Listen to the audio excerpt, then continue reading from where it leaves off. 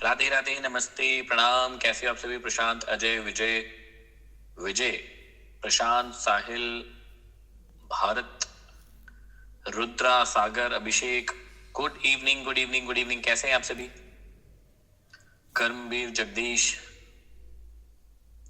Love you too, Rajiv, कैसे हैं आप सभी? ऑल गुड, ऑल फाइन, बढ़िया है।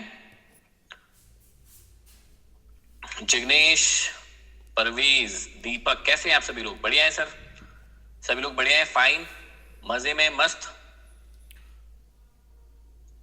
चलो, वेरी गुड।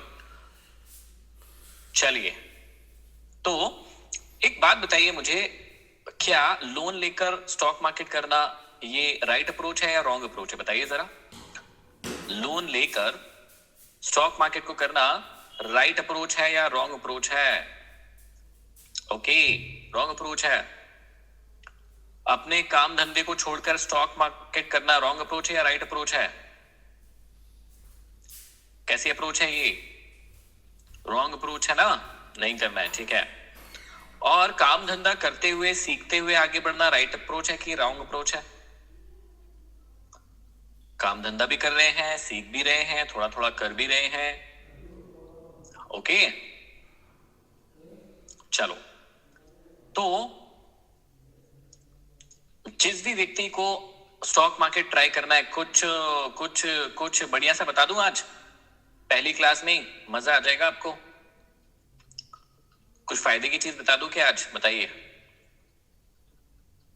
कुछ फायदे की चीज बता दूं? चलो बता देता हूं। वैसे मैं ये बहुत 10 दिन के बाद बताता हूं, लेकिन अभी क्योंकि मार्केट में माहौल बन गया है तो मैं सोच रहा हूं कि आपको बता ही देता हूं, और बता देता हूं तो आनंद ले लेंगे आप लोग भी। चलो थोड़ा सा दिखाता हूं, फिर मेन क्लास पे अभी आऊंगा। सारे बच्चे ध्यान से देखिएगा, बीच में अभी क्वेश्चन मत पूछिएगा। देखिए, ये है स्टॉक मार्केट। जितने बच्चे नए हैं उनको 2-4 दिन, 5 दिन में बहुत सारा समझ में आने लगेगा, डोंट वरी। जो लोग पुराने हैं, जिन्होंने थोड़ा थोड़ा कहीं ना कहीं कुछ ना कुछ सीखा हुआ है यूट्यूब से, मेरी क्लासेस से, उनको और अच्छे से समझ में आ जाएगा। नो वरी, कोई चिंता करने की जरूरत नहीं है। यदि आपके पास फायर्स का अकाउंट नहीं है, मेरे किसी भी यूट्यूब वीडियो में जाइएगा, उसके डिस्क्रिप्शन में फायर्स का लिंक होता है, वहां से आप फायर्स का खाता डाउनलोड कर लीजिएगा। कल मैं आपको अपने व्हाट्सएप का हमारा एक चैनल है उससे भी जोड़ दूंगा, वहां पर भी फायर्स का लिंक मिल जाएगा। आप फायर्स का एक अकाउंट खोल लीजिएगा, इसमें सुविधाएं बहुत सारी है। और इसके अलावा यदि आपके पास कोई और अकाउंट है, उसको भी चलने दो, कोई दिक्कत वाली बात नहीं है, ठीक है। इसमें हम बहुत सारी चीजें सीखेंगे। अब इसमें एक चीज है, ग्रो है, कोई दिक्कत नहीं। अभी आपके पास कौन सा है ये मत बताओ, अभी मेरे को एक चीज बताना है, वो बताने दो, फिर मैं मेन आज क्लास पे आऊंगा। मेरे को 5 मिनट में एक चीज बताना है आपको, ध्यान से देखना। आप में से कई सारे भाई बहन मेरे साथ टेलीग्राम, जो हमारा ऑफिशियल एक ही चैनल है, उस पर मैंने आज कुछ लेवल्स बताए थे, या कुछ बताया था।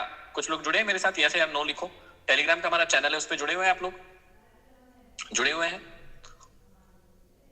नहीं जुड़े हैं तो जुड़ जाइएगा, उसका लिंक भी मेरे ऑफिशियल चैनल से ही लीजिएगा, क्योंकि बहुत सारे फेक चैनल्स हैं, तो फेक चैनल से मत जुड़िएगा, नहीं तो फिर वहां पे वो कॉल टिप देते रहते हैं। हमारे नाम पे कई सारे फेक चैनल हैं, ठीक है, तो उस पर मत जुड़िएगा। तो जिन भाई बहनों ने, जो भाई बहन हमारे साथ जुड़े हैं, उनको पता होगा मैंने यहाँ पर आज बताया था कि रेजिस्टेंस और सपोर्ट बताया था, और ब्रेकआउट हो सकता है क्या, ये एक पॉसिबिलिटीज बताई थी। मदर कैंडल का ब्रेकआउट बताया था, यस है ना। मैंने मदर कैंडल का एक ब्रेकआउट सिस्टम बताया था आपको, ठीक है। यहां पर ये हो चुका है, आप ध्यान से देखिएगा मैं आपको क्या बताना चाहता हूं। जिन भी भाई बहनों को स्टॉक मार्केट की पावर जाननी है या स्टॉक मार्केट को सीखना है, एक इंस्ट्रूमेंट होता है जो आपको आपके प्लेटफॉर्म पर मिल जाए। देखो, फायर्स में तो मैं बता रहा हूं कैसे मिलता है, बाकी आप ग्रो में है, एंजलो में, जहां पर भी है, वहां पर आपको ढूंढना है। उसको बोलते हैं ईटीएफ। क्या बोलते हैं? उसको बोलते हैं ईटीएफ। नाम की एक चीज होती है, ईटीएफ बोलते हैं उसको, ठीक है। तो ईटीएफ नाम की एक चीज होती है, आप उसको ढूंढिएगा। उसमें आप कुछ मत कीजिएगा, निफ्टी बिज, ये निपॉन इंडिया का होता है, निफ्टी बिज ढूंढिएगा, जिसका भाव होगा 269.89 चल रहा है अभी, मतलब 269 उसका भाव होगा, ठीक है। 269 उसका भाव होगा, ये लिख लिया अपने कॉपी में, 269 भाव वाला ही देखना है, वो निपॉन इंडिया का होगा, ठीक है। निफ्टी बिज बोलते हैं उसको, समझ गए आप सभी लोग? ठीक है। अब ध्यान से देखिएगा, ये निफ्टी बिज का जो ईटीएफ है, ये टॉप से अभी आ गया था कितना परसेंट नीचे, 10%, 10.5% नीचे आ गया था, और अभी ये थोड़ा ऊपर चला गया है ना। मेरी पोजीशन इसमें बनी हुई है ऑलरेडी। अब मैं ये कह रहा हूं कि यदि यहां से कोई पोजीशन बनाता है तो उसको अगले कुछ दिनों में या महीनों में 8 से 10% का यहाँ पे यदि टारगेट आता है तो 8 से 10% का ये उछाल मिल सकता है। अब मैं ये कहना चाह रहा हूं कि ये सेफ है, सिक्योर है, बहुत मजेदार चीज है। ज्यादा नहीं, आप लोग कोशिश करना कि अब इसका एक ETF कितने का आएगा, निफ्टी 50 का, निफ्टी 50 मतलब निफ्टी बिस का एक ETF कितने का आएगा, 269 रुपीज का आएगा। आप कुछ मत करना, आप सिर्फ स्टॉक मार्केट को समझने के लिए 2-4-10 ETF खरीद के रख लेना, ज्यादा मत खरीदना, क्योंकि अभी आपको मैं सिखाऊंगा, 1 महीना लगेगा। सिर्फ मजे लेने के लिए, एंजॉय करने के लिए, चिल करने के लिए ये जो ETF है मैंने बताया है, इसको 2-4-10 ETF ले लेना। कितने के आएंगे 2-4-10 ETF? 1000 रुपए के बस। एक आ रहा है 250 रुपए, 270 रुपए के करीबन। 4 लेने जाओगे तो 1000 रुपए, 1200 रुपए का आएगा। मजा आएगा आपको कि कैसे स्टॉक मार्केट आपको ग्रो दे सकता है, ग्रो करवा सकता है, और वो भी सेफली, सेफ इंस्ट्रूमेंट के साथ कैसे आप ग्रो कर सकते हैं। जो भी आप कैपिटल लगाएंगे उस पर रिटर्न देखिएगा। अब मैं आपको एक खेल बताता हूं, उसके बाद हम मेन क्लास को शुरू करेंगे। ध्यान से सुनना। देखो, रिटर्न परसेंट में क्या मिल रहा है आपके लिए वो इंपॉर्टेंट है। सारे बच्चे ध्यान से सुनना। मान लीजिए मुझे अपनी कैपिटल पर, मैंने कहा कि यार मैंने अपनी कैपिटल पर 10% का लाभ कमाया। अब ध्यान से सुनना मेरी बात। मैंने अपनी कैपिटल पर 10% का लाभ कमाया। अब ध्यान से सुनना। किसी व्यक्ति के पास थे ही 10,000 रुपए, थे ही 10,000 रुपए, उसने 10% का लाभ कमाया, मतलब कितने रुपए लाभ कमाया उसने? 1000 रुपए लाभ कमाया। किसी व्यक्ति के पास थे 1 लाख रुपए, उस व्यक्ति ने भी 10% का ही लाभ कमाया होगा, तो उसने कितना कमा लिया भैया? उसने कमा लिया 10,000 रुपए। लेकिन किसी व्यक्ति के पास 1 करोड़ रुपए थे।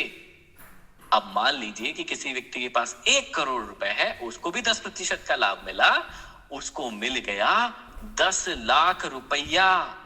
अब तीनों को 10-10% का लाभ मिला है, लेकिन बात को समझिएगा, इस गेम में प्रॉफिटेबल कौन बनेगा या इस गेम से अमीर कौन बनेगा? जिसकी कैपिटल ज्यादा है। जिसकी जितनी ज्यादा कैपिटल है उतना ज्यादा वो अमीर बनेगा। अब ये 10 लाख फायदा है, ये मेन अमाउंट है। यदि ये इस फायदे को बुक कर लेता है तो अगली बार इसका कैपिटल कितना हो जाएगा? 1 करोड़ 10 लाख रुपए। अब निवेश 1 करोड़ नहीं होंगे, 1 करोड़ 10 लाख होंगे। फिर जो प्रॉफिट होगा 1 करोड़ 10 लाख पर होगा, उसके बाद फिर 1 करोड़ 30 लाख पर होगा। तो इसको बोलते हैं हम कंपाउंडिंग। तो कल मैंने एक बात समझाई थी आपको, ध्यान से सुनिएगा।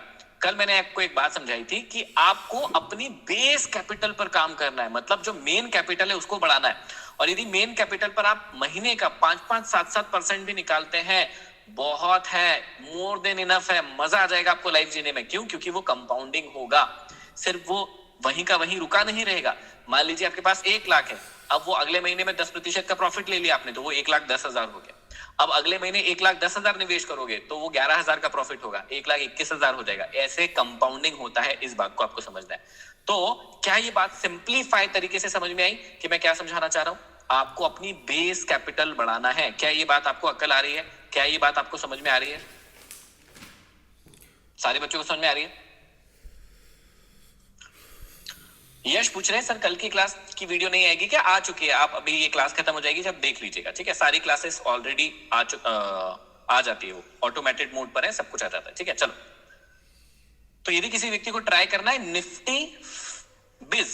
निफ्टी बिज का ETF होता है, ये मैं खैर 8-10 दिन के बाद इसकी पूरी क्लास होगी। ETF क्या होते हैं, म्यूचुअल फंड, इंडेक्स फंड क्या होते हैं, ये बताऊंगा। लेकिन अभी यदि किसी को मजा लेना है, क्योंकि आज ब्रेकआउट हुआ है, तो आई होप कि जो बजट हमारा आने वाला है उसके पहले बजट की एक रैली आ जाएगी, और यदि वो 5-10% की रैली आ गई, मजा आ जाएगा। मैंने एक बड़ा अमाउंट अपना जो है डिप्लॉय करके रखा है, इन्वेस्ट करके रखा है, ETF में भी, इंडेक्स फंड में भी, म्यूचुअल फंड में भी, कुछ स्टॉक्स में भी।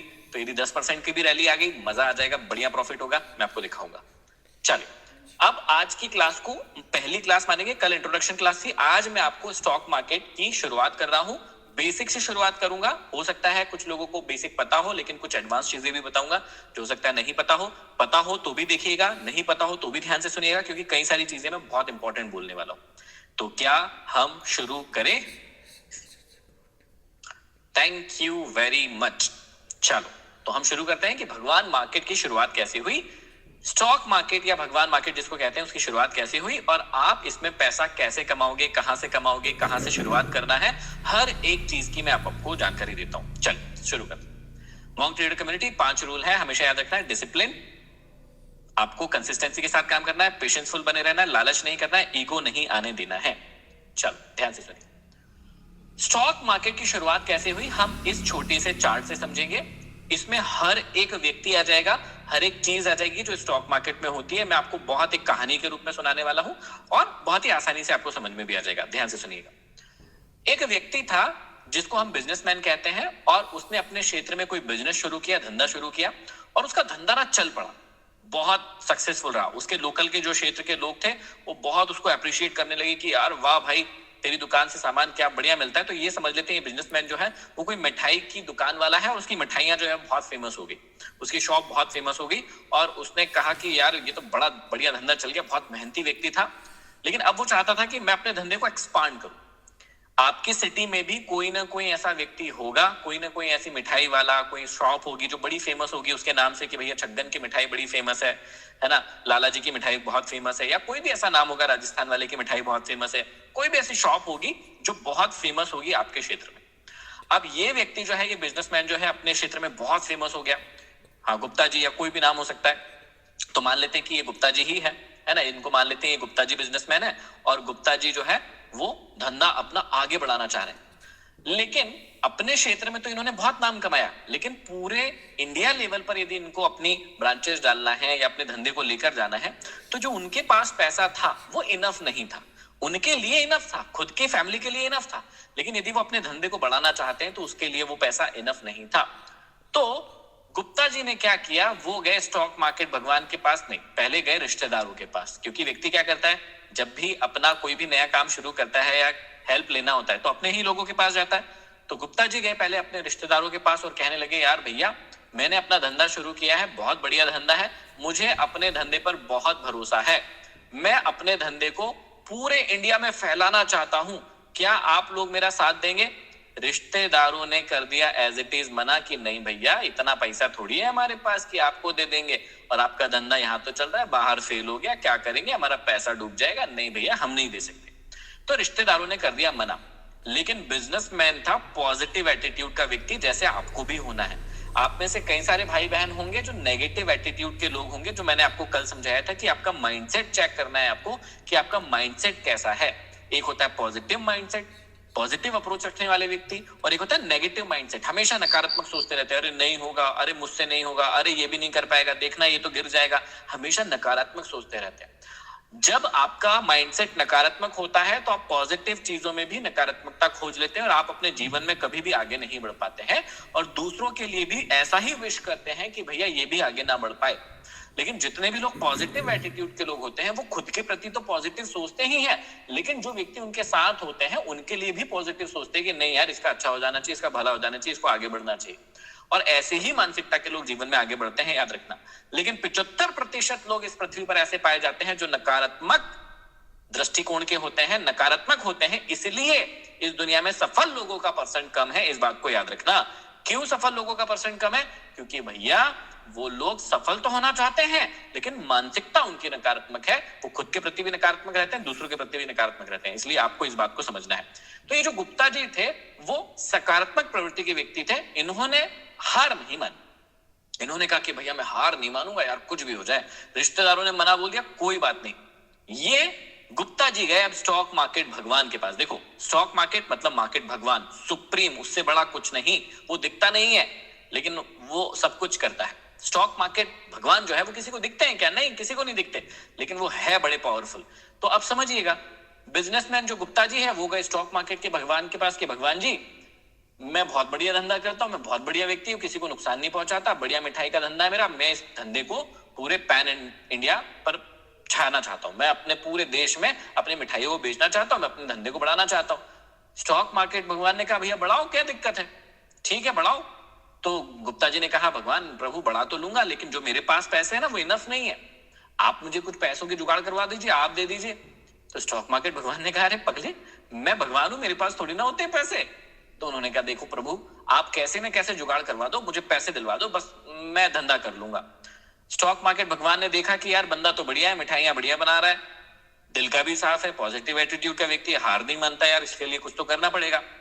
अब स्टॉक मार्केट भगवान को इस पे दया आ गई, उन्होंने कहा यार चलो इसकी हेल्प करते हैं। तो स्टॉक मार्केट भगवान जो है वो लोगों के पास गए और कहने लगे कि भैया एक बंदा है जो बहुत बढ़िया धंधा करता है, यदि तुम उसके धंधे में पैसे लगाओगे तो आपका पैसा प्रॉफिटेबल हो सकता है, मतलब आपका पैसा दुगना हो सकता है, तिगना हो सकता है, चार गुना हो सकता है, कुछ भी हो सकता है उसके साथ में। लोगों ने कहा भैया भगवान जी हम उस बंदे को नहीं जानते, ध्यान से समझना, लोगों ने कहा कि हम उस बंदे को नहीं जानते, हम तो आपको जानते हैं, तो ये जो पैसा है आपको चाहिए वो हम आपको दे सकते हैं, आप उसको दे देना, हम आपसे ही लेंगे।